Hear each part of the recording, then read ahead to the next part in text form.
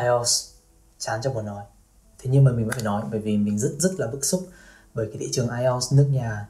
Và gần đây có hai dòng nước tràn ly, đó là IELTS Tuấn Quỳnh và Kiên Trần ấy. Ok, đối với những bạn chưa biết mình là ai ấy, thì mình là Thành.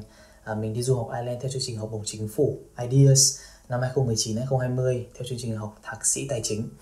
Và mình làm kênh YouTube này để chia sẻ với mọi người những cái phương pháp làm sao để tư duy tích cực, làm sao để sống, học tập và làm việc hiệu quả. Dựa trên một vài năm kinh nghiệm vừa rồi, mình đọc và nghiên cứu rất nhiều những phương pháp khác nhau mình áp dụng cho chính bản thân của mình. Ok, anyway thì video này mình sẽ chia ra làm 4 phần chính. Phần 1 là mình sẽ nói về IELTS là gì. Phần 2 đó là IELTS có khó không, có tự học được không. Phần 3 là mình sẽ nói về cái thị trường IELTS ở Việt Nam bây giờ nó biến chất như nào. Và thứ tư nó là cái trải nghiệm của mình khi thi IELTS và cách tư duy về IELTS làm sao cho nó đúng. Ok, bắt đầu nhé, phần 1. Ok, về IELTS là gì? Thì cái phần này mình sẽ nói rất là đơn giản và những thông tin rất là cơ bản về IELTS thôi. Những bạn nào biết rồi thì có thể bỏ qua. IELTS là International English Language Testing System, nghĩa là hệ thống các bài kiểm tra tiếng Anh được công nhận trên toàn thế giới. Và nó bao gồm những kỹ năng đó là nghe, nói, đọc, viết, listening, speaking, writing and reading. Mỗi một kỹ năng thì có thang điểm trải dài từ 0 đến 9. Thì các bạn cộng trung bình 4 kỹ năng thì các bạn có điểm IELTS thôi. Ở Việt Nam mình có 2 tổ chức đăng ký và cho thi IELTS là IDP và British Council, các bạn hay gọi là BC. IELTS nó còn có 2 chương trình, đó là IELTS Academic và IELTS General Training. Thì các bạn chẳng cần quan tâm đến cái General Training đâu, cái đấy nó chỉ dành cho những người muốn đi sang những nước nói tiếng Anh như kiểu là Anh này, Mỹ này, Canada này, New Zealand này, sang đấy để là làm việc thôi, hoặc là để nhập cư nhập cảnh. Và cái General Training thì nó dễ hơn một tí, yêu cầu thấp hơn. Còn cái Academic thì nó cao hơn, vì nó yêu cầu dành cho những bạn mà muốn đi du học, muốn được bổng, muốn đi sang nước ngoài để học. Thì mình sẽ chỉ nói về Academic thôi nhá. Về IELTS học có khó không và có tự học được không? Thì có khó không ấy tùy, còn tự học được không thì mình nghĩ hoàn toàn ai cũng có thể tự học được. Các bạn có thể thi được IELTS khi mà các bạn có một cái nền tảng kiến thức tốt, vừa và 1 tỷ cái tips, cái trick ở trong những cái quyển sách IELTS nó dạy cho bạn. Chỉ cần thế thôi. Những bạn nào mà có background tiếng Anh tốt rồi ấy, thì các bạn thi IELTS rất là đơn giản thôi. Còn những bạn nào mà chưa có tiếng Anh tốt lắm, tiếng Anh các bạn còn yếu ấy, thì các bạn cần phải có một cái kỷ luật trong việc học và phải thực sự là commit đến cái việc học thì các bạn mới vượt qua được. Đối với listening với cả reading ấy, thì 2 kỹ năng này các bạn hoàn toàn có thể tự học ở nhà được. Bởi vì các đề thi thử chúng ta có được trong tay ấy, nó gần như giống hệt với đề thi thật rồi. May chăng thì sẽ khó hơn hoặc dễ hơn một chút thôi.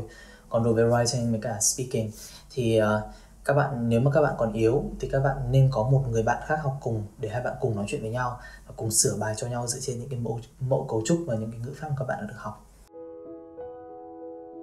Ok, đây là cái phần mình thích nhất. Cũng là cái lý do vì sao mình rất là bực mình và muốn làm cái video này. Đó là vì sao IELTS lại tôn sùng ở Việt Nam một cái khủng khiếp đến như vậy. Thì mình cũng, thực ra mình cũng chả biết là nó bắt đầu từ đâu, từ lúc nào đâu. Nhưng mọi người cứ nhìn thấy xung quanh ở Việt Nam mình đi, các trung tâm tiếng Anh cứ mọc lên như nấm. Các YouTuber này, những người dạy tiếng Anh, những thầy cô online là cứ mọc lên như diều gặp gió. Và IELTS nó dần đã trở thành cái miếng cơm manh áo của rất nhiều người, của nhiều nhóm người, của những trung tâm tiếng Anh, và họ sẵn sàng là có thể marketing cái bằng IELTS trở thành một cái thứ là ai cũng phải có. Và cái điểm 9.0 ấy, nó là cái mục tiêu mà ai cũng phải đạt được. Đây là một cái mindset rất là sai lầm. Mình tin rằng đó là những bạn mà yêu thích tiếng Anh, rất là muốn học tiếng Anh như mình ấy, thì trong máy tính của chúng ta luôn có một cái folder nó tên là IELTS. Và trong cái folder đấy nó luôn có hàng tỷ những cái file khác nhau, những cái quyển sách khác nhau mà chúng ta không bao giờ chúng ta động vào, đúng không? Vậy nên là nhiều bạn mới tiếp xúc với cái thị trường này, các bạn không biết phải bắt đầu từ đâu. Thì các bạn nhắm mắt đưa tay, đưa một cục tiền cho các trung tâm tiếng Anh, rồi họ thích dẫn bạn đến đâu thì dẫn. Họ có những lời marketing rất là ngọt ngào, bởi vì các bạn biết tiếng Anh nó là một loại ngôn ngữ, mà đã là ngôn ngữ thì có hàng tỷ những cái để các bạn rào vào để các bạn kiếm tiền. Không bao giờ hết, không bao giờ ngơi nghỉ được cái việc kiếm tiền từ ngôn ngữ đâu.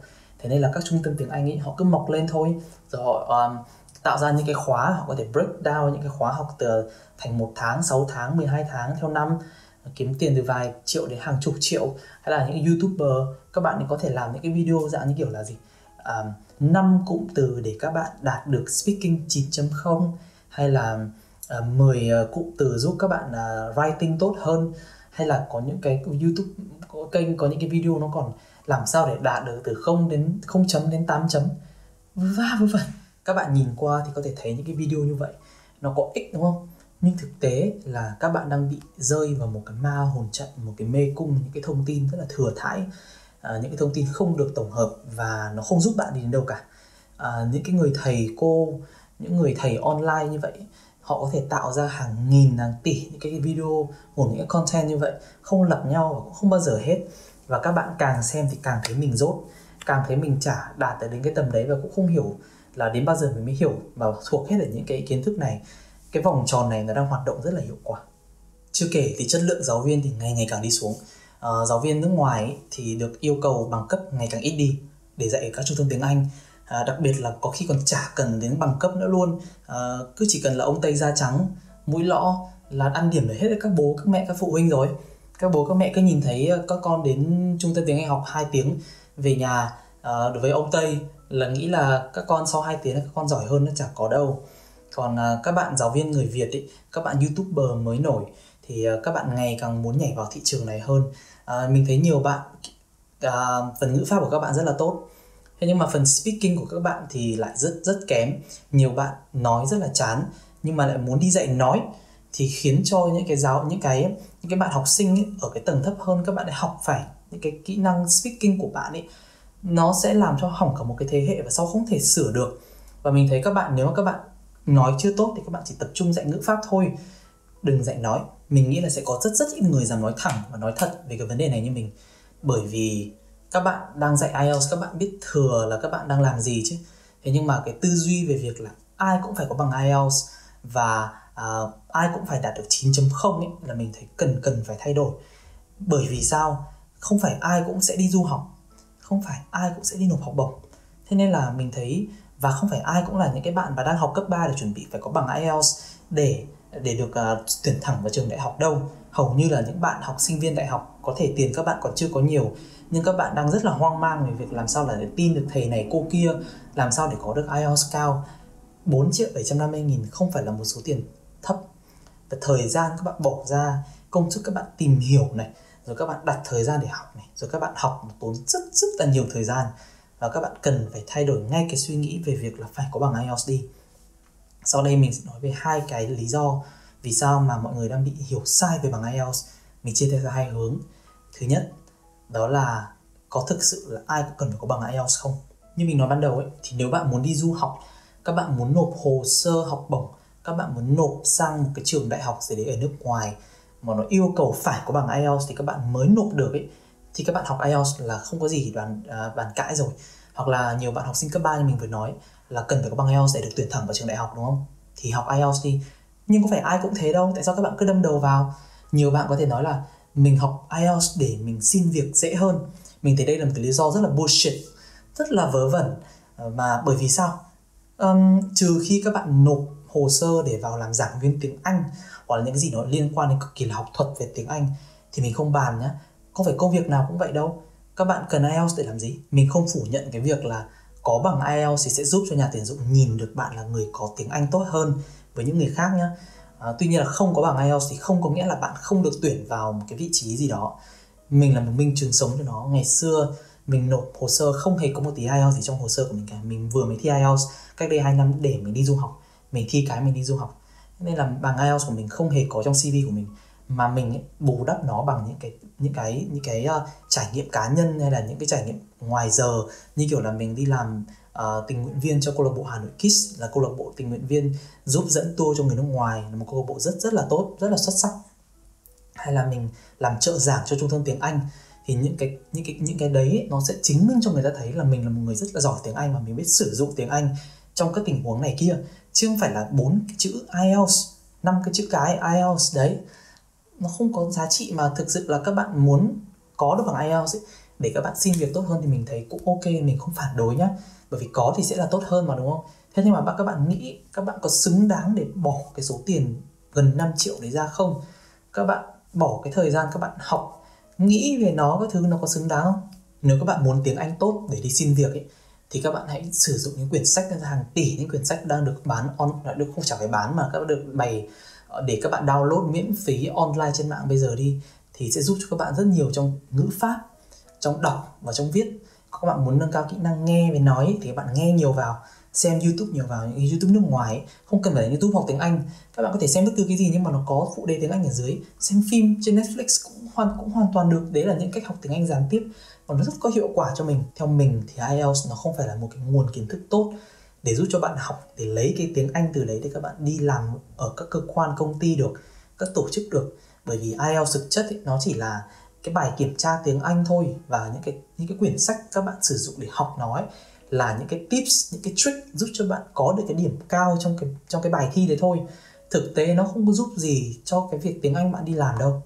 Các bạn nhớ nhé. Cái lối suy nghĩ sai thứ hai đó là không những là phải có bằng IELTS bắt buộc, bằng được trên tay, mà các bạn phải đạt được 9.0 mới là các bạn giỏi. Mình thấy đây là một cái lối suy nghĩ rất là sai, mà ngày xưa chính mình đã mắc phải cái lối suy nghĩ này.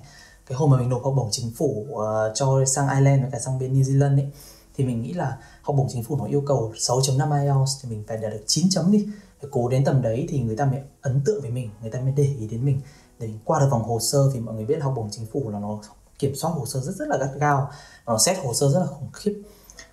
Thế nhưng mà cái lối suy nghĩ đấy hoàn toàn sai. Người ta yêu cầu 6.5, bạn chỉ cần đạt 6.5 thôi. Hay như mình nộp hồ sơ vào cái trường đại học ấy, trường đại học yêu cầu 6.0, chỉ cần 6.0 thôi. Hoặc là các bạn muốn ăn chắc thì các bạn học lên tầm 6.5, 7.5. Thế thôi, chả cần phải bỏ cái thời gian công sức ra để đạt được 9 chấm đâu. Bởi vì các bạn biết ấy, nhưng mà mình nộp học bổng chính phủ nhá, người ta yêu cầu 6.5 IELTS, nó là một cái ngưỡng để bạn vượt qua được. Thì cái ngưỡng đấy sau khi bạn vượt qua ấy, nó chỉ là một câu hỏi yes hay no thôi, trượt hay đỗ. Các bạn có IELTS 6.5 hay không? Thì các bạn đã có IELTS 6.5 rồi thì 6.5, 7.5 hay 9 chấm nó cũng như nhau thôi, chả có tác dụng gì cả. Thế nhưng mà đâu phải ai cũng có ý định đi du học nước ngoài, đâu phải ai cũng muốn nộp học bổng đâu, đúng không? Mà nhiều bạn, các bạn mà có điều kiện ấy, các bạn muốn học và các bạn muốn thi IELTS, các bạn muốn có một cái điểm IELTS, các bạn đặt vào cái CV của các bạn để nộp hồ sơ cho những cái cơ quan, những cái công ty khác nhau, để giúp cho cái hồ sơ của bạn có cơ hội cao hơn để được nhận vào vòng phỏng vấn ấy, hoàn toàn bình thường. Thế nhưng mà chỉ khi các bạn đạt được 8.5, các bạn đạt được 9 chấm thì may chăng là nhà tuyển dụng người ta sẽ nhìn thấy cái điểm đấy, người ta bảo ôi, chứng tỏ là thằng này điểm cao này chắc là tiếng Anh của nó tốt ghê đấy. Thế nhưng mà người ta không chỉ nhìn vào cái đấy, người ta cho bạn qua đâu, mà người ta sẽ nhìn vào kỹ năng của bạn là chính. Nhưng mình mà là nhà tuyển dụng ấy, mình nhìn thấy một đứa có kỹ năng và có những cái kinh nghiệm ngày xưa liên quan đến công việc mình đang tuyển, và một cái bằng IELTS 6.5 mình tuyển đứa đấy hơn là cái đứa 9.0 mà kỹ năng nó không có. Một khía cạnh khác mình muốn nói ở đây đó là những chương trình như kiểu là IELTS Face Off, IELTS 8, IELTS 9, mình không nhớ có chương trình gì như thế trên VTV. Hoặc là những người rất là giỏi tiếng Anh như kiểu là Tùng Đặng, như kiểu Thảo Tâm, các bạn được 9.0 IELTS hay là gì đó đấy, thì mình thấy là cái chương trình ấy nó rất là hay, và các bạn dẫn rất là tự nhiên, và những cái kiến thức các bạn nói rất là hay và thú vị. Tuy nhiên là ấy, các bạn chỉ nên xem chương trình đấy với một cái thái độ gọi là giải trí thôi. Bởi vì sao? Bởi vì mình nói thẳng ra là có thể các bạn sẽ không bao giờ đạt được đến trình độ speaking như các bạn đó đâu. Các bạn đó là những người được tiếp xúc với tiếng Anh từ bé, hoặc là những người có cái năng khiếu cực kỳ là hơn người về ngôn ngữ, về ngoại ngữ trong đầu. Mình cũng không phải là một người có năng khiếu hay là được tiếp xúc với tiếng Anh từ bé lắm đâu. Mình có một chút năng khiếu tiếng Anh, mình có thể nói như vậy, bởi vì là mình được học chuyên Anh. Nhưng mà trước đấy thì đặc biệt là đến năm lớp 9 mình có đi thi học sinh giỏi tiếng Anh. Mình chỉ học ở cái trường làng bé bé thôi. Đến năm lớp 9 mình đi học sinh giỏi tiếng Anh thành phố. Quốc gia ấy, thì đến cấp thành phố mình xuống Hà Nội mình thi, và mình vào phòng thi mình thấy có môn listening, mình thấy thôi cái này thì còn thi thối gì. Và mình thấy có hai bạn người Hà Nội, các bạn nói tiếng Anh với nhau bằng tiếng Anh trước giờ thi. Các bạn nói, mình có nhớ cuộc hội thoại như kiểu là oh, what you having? I just bought an ice cream outside. Oh, can I have one? Yeah, we can go out and buy one right now. Let's go. Và mình kiểu, cô ơi, cô cho em lên xe đi về. Tầm này thì còn thi thối gì nữa. Thế nên là các bạn xem chương trình như vậy thì các bạn chỉ xem với một cái thái độ gọi là giải trí, và coi những người như vậy, những bạn Tùng Đặng, những bạn Thảo Tâm ấy, lấy làm động lực thôi. Còn mục tiêu của chúng ta, học bổng yêu cầu 6.5, đạt 6.5, đạt 7 chấm, đạt 7.5 là được. Đấy, cố gắng học đến tầm 7.7.5 ấy, đến đi thi nó tụt xuống còn 6.5 các thứ là được, không cần phải cố quá hết sức để được đạt cái 9 chấm đâu. Cố bỏ tiền ra học trung tâm, cố học thêm, học nếm. Cái thời gian các bạn bỏ thêm ra ấy, nó không xứng đáng việc thêm 1-2 chấm ở trên đâu, bởi vì chả ai quan tâm đến cái chấm đấy của bạn đâu. Chính vì cái bản chất của IELTS nó đã bị biến tướng như vậy, thế nên là ngày ngày càng có nhiều những người giáo viên online, những thầy cô giáo trên YouTube hay là những trung tâm tiếng Anh mới nhảy vào cái thị trường này, tạo thành một cái đế chế IELTS rất là hùng hậu để kiếm tiền từ các bạn. Và kết quả là gì? Có những người thầy, những người cô chưa đủ trình độ để đứng lớp, thế nhưng mà lại sửa điểm để có thể làm giáo viên ở cái trung tâm đấy, hoặc là chính trung tâm của mình tạo ra để marketing bản thân, có thêm nhiều học viên hơn. Bởi vì bây giờ các bạn trẻ, các bạn nhìn thấy ôi dồi, cô này cô ấy 9 chấm, giỏi thế, mình học cô này thôi chứ không học cô 8 chấm đâu. Học cô 8 chấm xong rồi giỏi bằng cô 9 chấm. Gần đây có 2 vụ lùm xùm của Kiên Trần và IELTS Tuấn Quỳnh, thì mình chưa nghe thấy tên của hai bạn này bao giờ.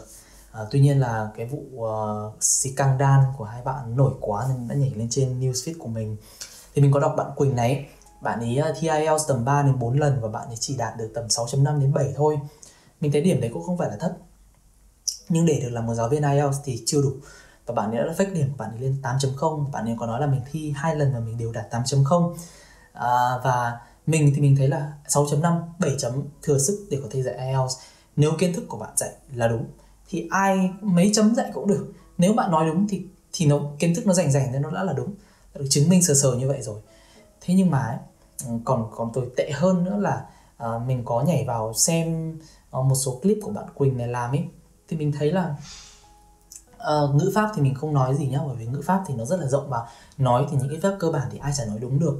Thế nhưng mà cái phần nói của bạn ấy thì hơi có vấn đề, bởi vì mình thấy bạn nói sai rất là nhiều, mà những người mà xem được những video của bạn ấy mà học theo thì chết. Mà video của bạn ấy thì rất nhiều người xem. Còn nói nữa là bạn Quỳnh này bạn ấy còn đạo sách của bạn Kiên Trần, và mình cũng chẳng biết bạn Kiên Trần là ai. Thế nhưng mà hôm nay mình có nhảy vào xem Facebook của bạn Kiên Trần này, thì bạn ấy có nói một câu, đó là cái gì nhỉ? Có làm gì đi nữa thì mình vẫn luôn trong đầu các bạn 24/24 rồi. Và cái số tiền mình bán sách được ấy, nó chả là gì so với cái thu nhập của mình bây giờ. Thì bạn Kiên Trần này bạn ấy cũng fake điểm IELTS và để bạn ấy bán sách. Bây giờ bạn nói là cái số tiền bạn ấy bán sách cái vài nghìn đô, không nhiều lắm, chả là gì so với số tiền của bạn ấy kiếm được. Bởi vì bạn ấy là equity analyst, mình học finance, mình biết equity analyst kiếm được rất nhiều tiền. Thế nhưng mà ấy, bạn nói cái câu như vậy, bạn ấy quay lại bạn ấy phủi tay việc bạn ấy đã bán sách được do rất nhiều người, và bạn ấy đã sử dụng cái điểm fake, cái điểm sai của bạn ấy để bạn ấy đi làm những cái việc nó gọi là unethical như vậy. Và bạn ấy chốt lại một câu như vậy thì thực sự là không chấp nhận được. Và mình rất là thương những bạn trẻ mới lên đại học chưa biết gì, đặc biệt là những bạn cũng không trẻ lắm mà lại chưa giỏi tiếng Anh, bắt đầu không biết bắt đầu từ đâu, lên mạng Google những cái cụm từ như kiểu IELTS, học IELTS, kiến thức IELTS, lên YouTube xem những cái clip của những người như vậy, thấy những người như vậy nói ôi dồi ôi mình 8.0, thầy này thầy 9 chấm, học ngay thầy đi thì mình mới đạt được 9 chấm. Nên là mình rất là thương các bạn. Vậy nên mình mong đó là những bạn trẻ, các bạn có thể nhận ra sớm được các bạn có thực sự cần IELTS không. Tiếng Anh các bạn học để đi làm có cần phải là IELTS không? Có cần phải là 9.0 không? Có cần phải học cô này thầy kia, học trên ông YouTube này, anh YouTube kia, có cần phải thế không, hay có thể tự học ở nhà được? Mình mong là những cái lời mình nói trong video này sẽ đạt được đến nhiều người hơn. Ok, thôi nhảy sang phần 4 nhé. Đó là làm sao để mình học IELTS, mình thi IELTS, trải nghiệm của mình như thế nào, và tư duy IELTS làm sao cho nó đúng nhé. Ok, thế vì sao mình thi IELTS? Thì mình có nói ban đầu đó là mình là sinh viên theo học bổng chính phủ Ireland, học bổng IDEAS 2019-2020. Thì thực tế là trong năm ngoái mình có đỗ thêm học bổng New Zealand nữa, nhưng mà mình đã chọn Ireland và mình thấy rất là vui, mình đã lựa chọn Ireland và mình thấy rất là hạnh phúc khi mà các anh chị bên đại sứ quán Ireland đã giúp đỡ mình rất là nhiều. Tuy nhiên mà ok, nộp học bổng Ireland, nộp học bổng chính phủ cái gì? Cần gì? Cần IELTS. Cần IELTS thì mình thi IELTS. Cần bao nhiêu? 6.5. Thi trên 6.5 là được. Và mình thì lại có background chuyên Anh, nên là mình cũng hơn nhiều bạn, cũng không phải khổ sở bắt đầu như một số bạn Và mình cũng có đi làm thêm ở bên trong câu lạc bộ Hà Nội Kids mình còn nói lúc nãy, đó là câu lạc bộ tình nguyện dẫn tour tiếng Anh, và mình có đi làm trợ giảng cho trung tâm tiếng Anh nữa. Thế nên là mình có một số và ngoài ra ấy, mình còn có cái thói quen, đó là mình xem rất nhiều những cái video YouTube về tiếng Anh. Không nhất thiết là phải là dạy tiếng Anh đâu, mình xem những cái video bất cứ cái gì. Mình hay xem Friends, mình hay xem Ellen Show các thứ. Và mình xem từ hồi 2011, đâu sớm hơn đấy, nhưng mà mình nhớ hồi 2011 ấy thì Google nó có một cái gọi là Google Report, chắc là thế, và nó báo cho mình hàng tháng là mình đã xem bao nhiêu video YouTube, mình đã xem bao nhiêu phút. Và tháng nào cũng thế, mình luôn xem nhiều hơn 1.000 video trên YouTube từ năm 2011. Và đến bây giờ thì mình không biết là mình đã xem bao nhiêu triệu video rồi. Chính cái việc như thế mình đã luôn tạo cho mình một cái môi trường tiếng Anh xung quanh mình. Thế nên việc mình ôn thi IELTS nó không hề khó. Đối với kỹ năng listening và kỹ năng reading thì hai cái này nó hơi bị nhiều tips, nó có khá là nhiều trick trong cái bài thi ấy. Nên mình đã phải ôn rất là nhiều cái quyển Cambridge ấy. Mình in ra nhưng mình cũng ôn có 2-3 quyển thôi. Có ôn cái quyển Practice Test Plus nữa, nhưng quyển này hơi khó. Làm xong thế nản hết cái trí. Làm xong quay lại quyển Cambridge thì mình làm toàn được 8.5 với 9. Nhưng mà đi thi thì điểm của mình cũng tụt dần. Speaking thì mình cũng chả ôn gì, vì mình thấy là mình đã nói chuyện với Tây trong quá trình đi tour với người nước ngoài cũng nhiều, nên mình cũng khá là tự tin. Còn writing thì mình gần như là không ôn một tí nào luôn. Mình chỉ xem biết trước là writing có 2 part. Part 1 là viết về biểu đồ gì đấy, part 2 là sẽ viết một cái bài như tiểu luận này nọ. Thì ok, viết thì viết. Bởi vì mình trước giờ mình vẫn luôn viết rất là kiểu có ý rõ ràng. Writing thì kiểu gì, như kiểu là có một cái đề bài tiểu luận ấy, có một cái đề bài bây giờ tôi có mở bài, thân bài tôi chia ra làm 2 phần, 2 ý chính. Ý đầu tôi có ý chính này, câu đầu tiên này, sau đến câu thứ hai tôi phân tích ra, câu thứ ba tôi lấy ví dụ, ý 2 cũng thế, rồi có kết luận hết, có cái gì đâu. Và chốt lại điểm IELTS của mình rất thấp. Điểm IELTS mình đi thi mình chỉ được 8.0 listening, mình được 7.5 reading, 7.5 speaking, và mình được 6.0 writing. Trời ơi, điểm listening và reading của mình bị tụt so với hồi ôn thi 1 điểm. Điểm writing thì thực sự mình rất là sốc.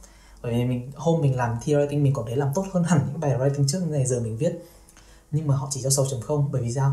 Mình không dùng những cụm từ hay ho trong những quyển sách IELTS. Mình viết rất là cơ bản. Mặc dù ý tứ của mình rất là đầy đủ, nhưng mình không dùng những cái từ mỹ miều đấy. Những cái cụm từ mỹ miều đấy không, bên Tây này mình đọc rất nhiều tài liệu nghiên cứu, nó chả dùng những cái cụm từ đấy bao giờ. Mình cũng chả viết, chả quan tâm, và mình chỉ là 6.0 thôi. Band trung bình của mình là mình 7.5. Nhưng mà cái việc writing đấy làm cho mình cảm thấy rất là buồn cười. Bởi vì IELTS nó rất là technical, nó quan tâm nhiều đến những cái cụm từ gọi là hay ho như vậy. Thế nên là thành ra nó mới có thêm nhiều content cho những bạn để đi dạy IELTS, để làm những cái video YouTube. Thì mỗi một video làm cho 3 cụm từ thôi là cũng cả hàng nghìn người xem rồi. Kiếm tiền thực sự rất là đơn giản. Vậy mà bên này ấy, mình học thạc sĩ tài chính đúng không? Thì mình phải viết rất là nhiều bài tiểu luận, viết rất là nhiều essay. Thì không tính những cái bài essay mình viết chung với những bạn khác nhá, thì có thể điểm nó sẽ bị kéo xuống kéo lên, bởi trình độ viết của những bạn đấy nó không ngang bằng với mình. Thì nếu các bạn viết tốt hơn thì điểm của mình cao hơn thì mình không nói. Từ đầu đến giờ mình chỉ có 2 bài tiểu luận mình phải tự viết thôi, 2 bài essay thì 2 bài đấy mình đều viết trên được hơn điểm xuất sắc. Nên là mình thấy writing của mình không có vấn đề. Cộng như là việc writing của mình nộp học bổng chính phủ ấy, mình nộp học bổng chính phủ, 3 cái học bổng chính phủ mình nộp, thì mình đều qua vòng đơn hết. Rõ ràng writing của mình chả có vấn đề gì cả. Nhưng mình đi thi IELTS mình chỉ được 6.0 thôi. Nên là cái điểm 7.5 tổng điểm 6.0 writing của mình nó chả nói cái gì về khả năng tiếng Anh của mình cả. Nó chỉ nói được một điều, đó là thằng này ôn chưa đủ. 6.0 chứng tỏ nó ôn chưa đủ thôi, chứ không phải nó dốt. Vậy nên mọi người hãy xem xét lại cách mọi người nhận định về IELTS nhé. Bây giờ chốt lại nhá. Một này là những bạn trẻ, kể cả những bạn không còn trẻ nữa như mình, hay là những anh chị tầm tuổi lớn hơn, hay là kể cả những bác trung niên nữa, mọi người nên hiểu lại về IELTS để có thể khuyên ngăn con em mình có nên học không, có cần phải lên 9.0 không, cần phải học thầy cô giáo đỉnh không, có cần phải chạy theo những người 8.0, 9.0 không. Bởi vì 4.750.000 không phải là một số tiền rẻ. Thời gian các anh chị, các bạn, con của các anh chị, các cô, các bác bỏ ra không phải là ít. Vậy nên thứ nhất, xác định xem có cần phải học IELTS không. Bây giờ các bạn có đi du học không? Các bạn muốn đi ra nước ngoài không? Các bạn có muốn có điều kiện để tuyển thẳng vào trường đại học không? Có gì? Học. Không học thì thôi, đừng có nhảy theo IELTS nữa. 2, nếu mà xác định là đã theo IELTS rồi thì theo ban mấy? Thường thì chỉ 6.5 thôi. Đi du học chỉ cần 6.5 thôi, thì chỉ cần học lên 7 thôi, học 7.5 thôi. Đừng có chạy theo những cái phù phiếm 8.0, 9.0, chả để làm gì cả. Chỉ có béo bở các trung tâm, béo bở các bạn dạy online thôi, những cái thầy cô giáo đấy thôi, còn chỉ tốn thời gian của các bạn thôi. Thứ ba nữa là nếu các bạn mà muốn học tiếng Anh mà để nâng cao cái kỹ năng tiếng Anh của bản thân ấy, để đi làm tốt hơn ấy, thì đừng theo IELTS. Mình sẽ làm 1 đến 2 video sau này về việc là học IELTS thế nào để tốt nhất này, hay là cách mình học tiếng Anh như thế nào, và quan điểm của mình về accent. Cái accent này là một cái mà người Việt rất là thích, rất là quan tâm, lắng nghe và chăm chú. Bởi vì hay như mình cũng thế. Bởi vì sao? Thôi cái này chắc là mình sẽ nói trong video sau của mình.